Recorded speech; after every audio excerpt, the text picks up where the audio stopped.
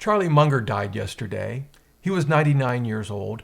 When I heard the news, I came downstairs and I got my copy of Poor Charlie's Almanac and started rereading it again. It's a book I've owned for a number of years, and it's one that I highly recommend if you want to get a sense of who Charlie Munger was and his wisdom. This is the absolute book to read.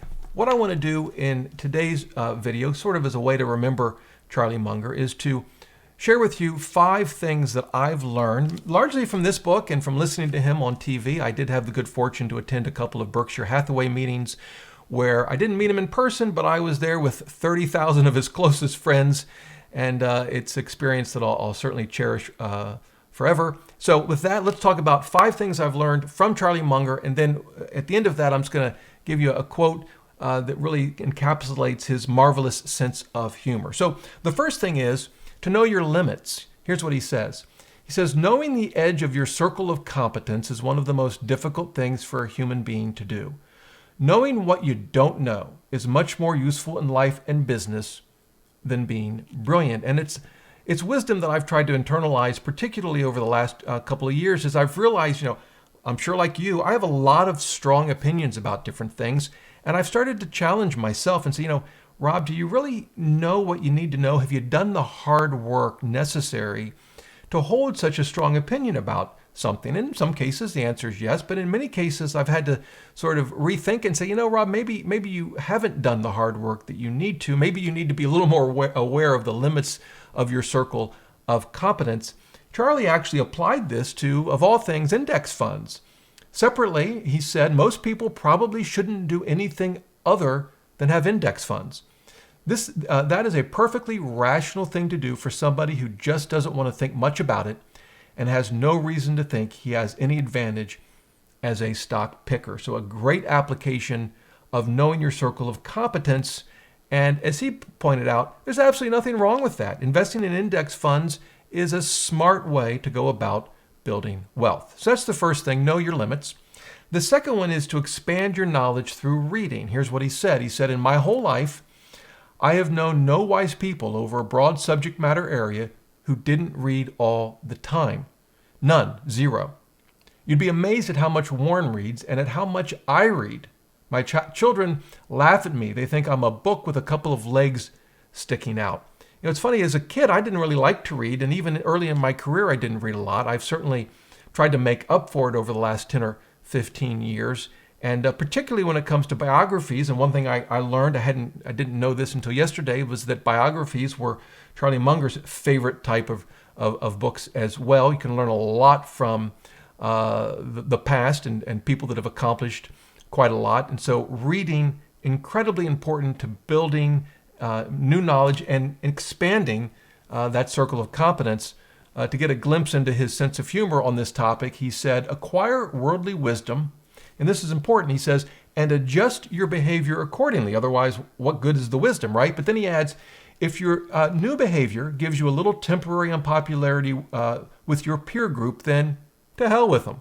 Well, there you go. All right, number 3, learn mental models. He calls this a lattice work. It's like taking knowledge and not just having facts, but having some sort of frame of reference to actually use the information you're learning. Here's what he said. He said, what is elementary worldly wisdom? Well, the first rule is that you can't really know anything if you just remember isolated facts and try and bang them back. If the facts don't hang together on a lattice work of theory, you don't have them in a usable form. And he talks a lot. In fact, you'll find commencement speeches he gave in this book that talk about these mental models. And I can give you a simple example. On this channel, we talk about expense ratios, the cost of mutual funds and ETFs, and maybe we know what an expense ratio is. And on a quiz, we could, pick the right choice. If they gave us a multiple choice, we could tell them what an expense ratio is. Maybe we even know the expense ratios of some funds. That's fine. But what's the mental model? What's the lattice work? What's the framework? How do we take that information and make use of it? And I think the mental model for me is compound interest, that once we understand compound interest, we can understand how a seemingly small expense ratio, when multiplied against our assets over time, can really do damage to our wealth. And that keeping our expense ratios low is critical to building wealth. And so when we look at a mutual fund or an ETF, oftentimes to eliminate it as a possibility, we don't need to do a lot of complicated analysis. We can just look at its 1% expense ratio and rule it out because we have that mental model at hand. All right, number 4, inversion. He quotes a mathematician that says, invert, always invert. The idea is to look at a problem from a different perspective. Now, he is known for a quote where he said, all I want to know is where I'm going to die, so I'll never go there. That actually is a form of inversion because oftentimes we look at it differently. We don't look at how to avoid dying, we look at how to live. And so comically, he inverted it, but we can invert a lot of things. Oftentimes you'll hear, discussions in books written on how can I be happy? Well, maybe you should invert it and say, how can I avoid being miserable? In fact, one of the commencement speeches in this book is actually on that very topic. He took a prior commencement speech given by Johnny Carson on the topic and expanded it. But the idea is, rather than trying to grasp happiness, think of ways to avoid being miserable, and you're halfway, if not even more, there. I think about it in the context, oddly enough, of playing chess. When you're hunched over a chessboard in a tournament, what are you thinking about?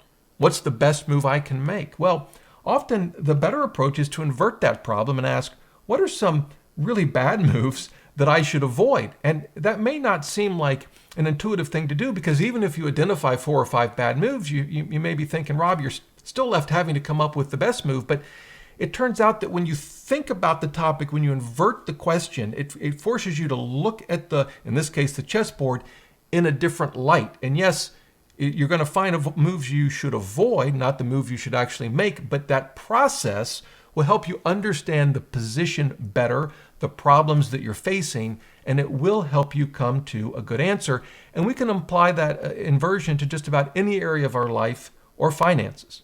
That's number 4. The fifth one, the fifth and final one, is to avoid heavy ideology. And let me actually read from his book, the book about him. He says, therefore, in a system of multiple models across multiple disciplines, what we're talking about, I should add as an extra rule that you should be very wary of heavy ideology. He gives an example of minimum wage. He says you can have heavy ideology in favor of many good things, but he says a heavy ideology that makes you absolutely sure that, for example, the minimum wage should be raised or that it shouldn't, and it's kind of a holy construct where you know you're right, makes you a bit nuts. And he goes on to talk about it in this book, but it's something that I've really tried to focus on. You can have heavy ideology in politics, religion, relationships. Folks have heavy ideology about index funds. You can have heavy ideologies about what are otherwise good things, but taken to an extreme, it almost turns your thinking cap off. And so you've got to be very, very careful about the ideologies that maybe seep into your thinking, and I'm as guilty of that as anybody, and something that I'm always on the lookout for. So there you go. Those are sort of the 5 high-level things that I've learned from Charlie Munger. Frankly, I could have given you a list of 50, but if you're interested in that, again, I'd highly recommend this book. Let me give you a glimpse into who he was with 2 other quotes. The first really underscores his sense of humor. He was once asked who in his life he was most grateful for, and here's what he said. When I read that, by the way, I thought he was going to say Warren Buffett. No, he said, my second wife's first husband. I had the ungrudging love of this magnificent woman for 60 years simply by being a somewhat less awful husband than he was. Well, no one could say that better than Charlie Munger. The last thing I'll leave you with is a quote that many of you, certainly if you've attended the Berkshire Hathaway meeting, are well aware of and have heard many times, but I think it's probably the single best Charlie Munger quote that can summarize his life and a life well lived. I have nothing to add.